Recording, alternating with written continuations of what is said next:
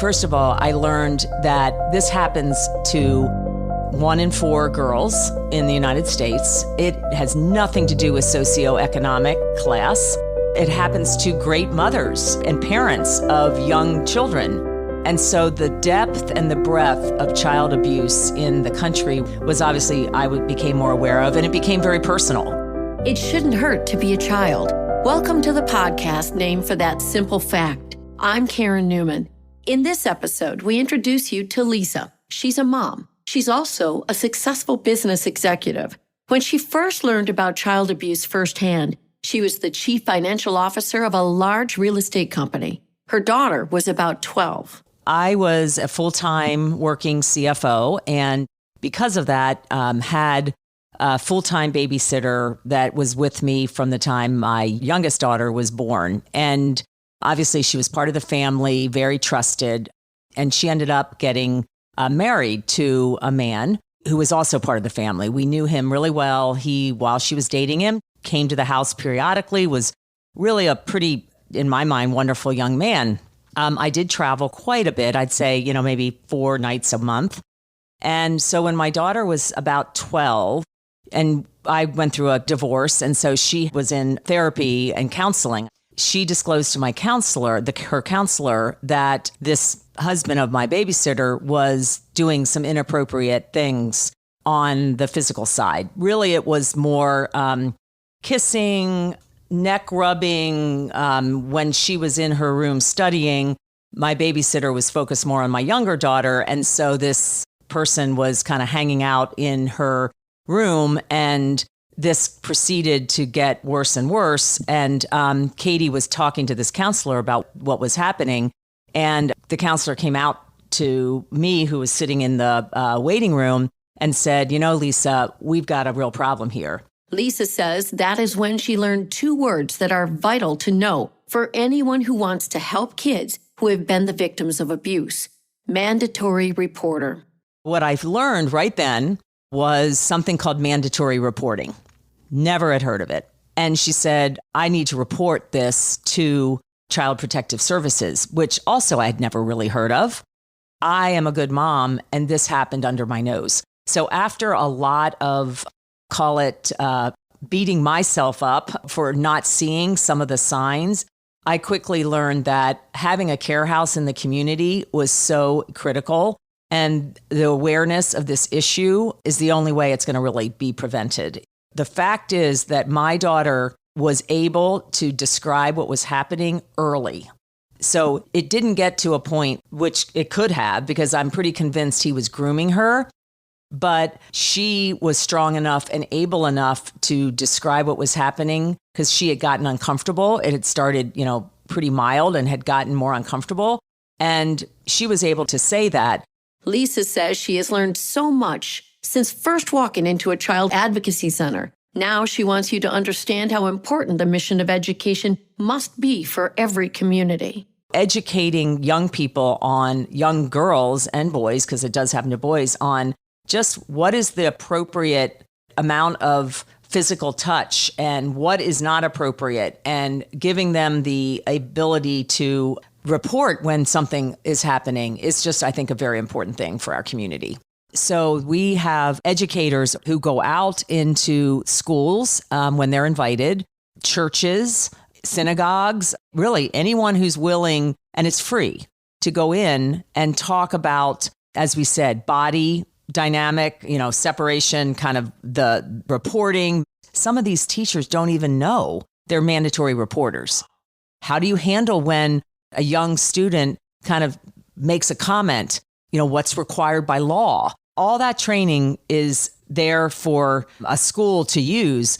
Frankly, what I'm shocked at is how few schools take advantage of it. And if I can tell the listeners one thing, if you're a parent in a school district, I would tell you to ask your PTA, why don't we take an assembly for 2 hours and do a care house training? Because the schools, I get they have a lot of things pulling at them, right? All different curriculum and all that. But this is something that in, call it late elementary school, would be so easy to do, and it's free. So I want to emphasize that. Free of charge. for the school to put on. Lisa wants all kids to know what's okay and what's not. Because her daughter had this knowledge, she could report her abuse.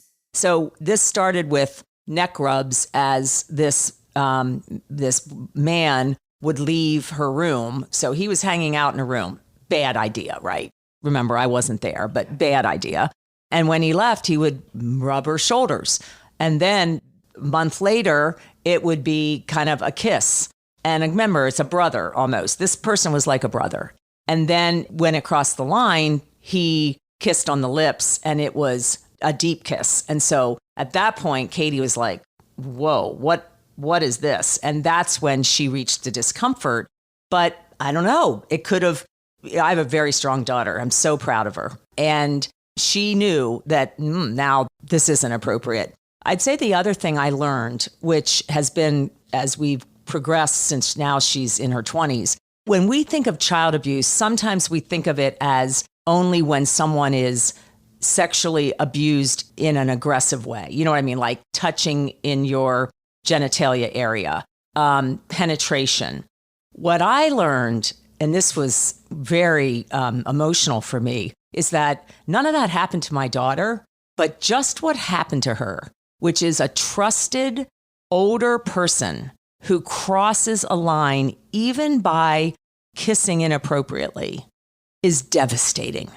A victim will so often think it is their fault because no one talks about this, right? And so, one of the reasons I'm willing to sit here on this podcast is to say, we can't not talk about it. We have to be willing to expose what's happening and to be willing to say, these victims are the victims. And it's all on the spectrum. It isn't just when they get to that point. It's like there's a grooming process and it's all bad. And it results in devastation to these young. I mean, my daughter, I feel, has had she's amazing. But when she thinks back on her childhood, that's always going to be a huge cloud.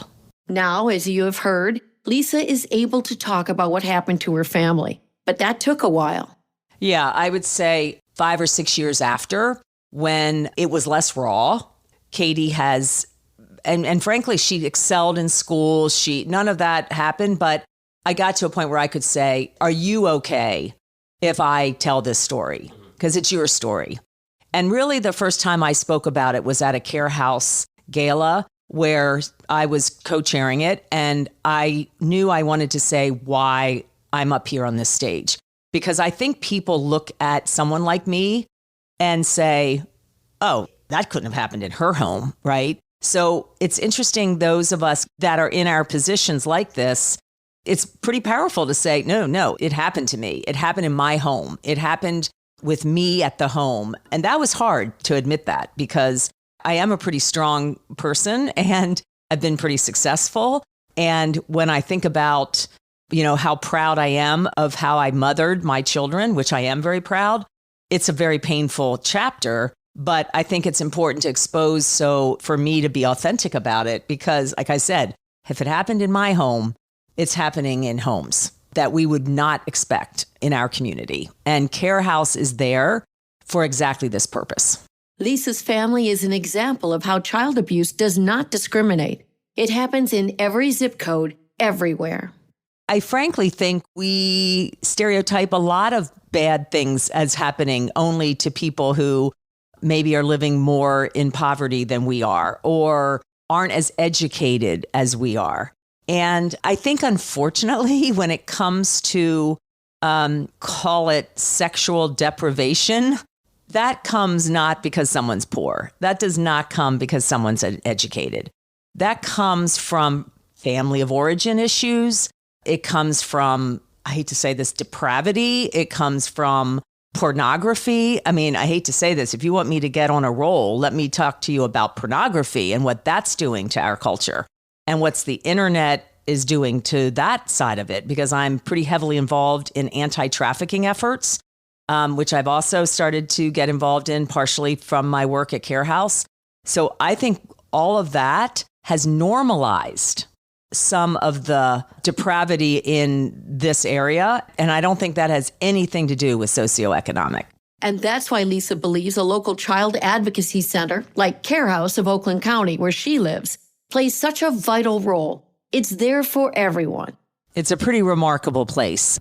And like I said, the way I experienced it was in the forensic interviewing process, which, by the way, Care House is uniquely able to do that in a way where everybody comes together and the child gets interviewed once. If you don't have a Care House, you've got Child Protective Services coming one day, you have the police coming another day, and these children are being interviewed like 4 times, and they have to tell the story multiple times. And they're being interviewed by a policeman versus we have at Care House professional interviewers who know how to interview my daughter was older. Some of these young children are 6 and 7 who come to Care House. So that's number one. But the other thing is once the victim is identified, Care House provides free counseling for that victim, and they have family counseling as well. Obviously not the perpetrator, but for the family for as long as it takes. And I want to mention that I did not take advantage of that with my daughter. That's my biggest regret. And the reason I didn't take advantage is, of course, I said, oh, I can afford a counselor. I know really good counselors. And in hindsight, I think the Care House counselors have been trained specifically. Like our counselor was working on the relationships between, my ex-husband, the family. So she was excellent at that, but she wasn't trained in abuse. So I think the uniqueness of the counseling that these counselors who have been trained to really deal with trauma is very, very unique. And so my regret is that I should have taken, I could have paid for it, but the specially trained counselors that are there and have seen so much of this and seen how to kind of bring it out of the victim is just something I think is very valuable. There's a lot of nonprofits that do great work in our city, and I'm involved in others as well. But this nonprofit is the really only one that is 100% child advocacy for abuse. There's one, as I won't mention the name, who deals with abused women. There's foster care. There's a lot of different nonprofits all doing really, really good work. But this is the only really one that focuses on this issue. And I think it's an issue, epidemic on abuse that I think they are uniquely qualified to both educate. And I think one other thing I want to mention is Care House's goal is to eradicate child abuse.